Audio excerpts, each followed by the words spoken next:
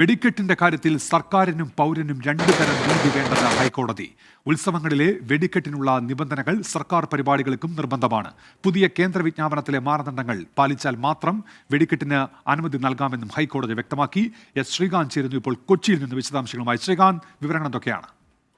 സർക്കാരുമായി ബന്ധപ്പെട്ട പരിപാടികൾക്ക് ഇത്തരത്തിൽ കേന്ദ്ര സർക്കാരിൻ്റെ ഒക്ടോബർ 11 ഒരു വിജ്ഞാപനമുണ്ടായിരുന്നു. ആ വിജ്ഞാപന പ്രകാരം അല്ലാതെ പരിപാടികൾ നടത്തുന്നുണ്ട്. ഈ വെടിക്കെട്ടടക്കമുള്ള പരിപാടികൾ നടത്തുന്നത് ശ്രദ്ധയിൽപ്പെട്ടതിൻ്റെ അടിസ്ഥാനത്തിലാണ് കോടതിയുടെ ഈ ഇടപെടൽ വന്നിരിക്കുന്നത്. അതായത് വെടിക്കെട്ടിൽ ഇരട്ട നീതി വേണ്ട എന്ന് കോടതി പറയുന്നു.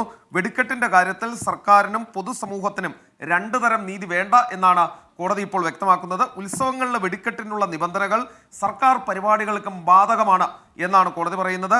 നിയമത്തെ രണ്ടു തരത്തിൽ വ്യാഖ്യാനിക്കരുതെന്നും പുതിയ കേന്ദ്ര വിജ്ഞാപനത്തിലെ മാനദണ്ഡങ്ങൾ പാലിച്ചാൽ മാത്രം സംസ്ഥാന സർക്കാരിൻ്റെ പരിപാടികൾക്കും വെടിക്കെട്ടിന് അനുമതി നൽകാം എന്നാണ് കോടതി പറയുന്നത്.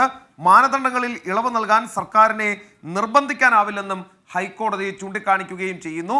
അതായത് കേന്ദ്രം ഇറക്കിയ ഒക്ടോബർ 11 മാനദണ്ഡം അത് കൃത്യമായി പാലിക്കണം എന്നാണ് കോടതിയുടെ ഇപ്പോഴത്തെ ചട്ടം. എസ് ശ്രീകാന്ത്, കൊച്ചിയിൽ നിന്ന്.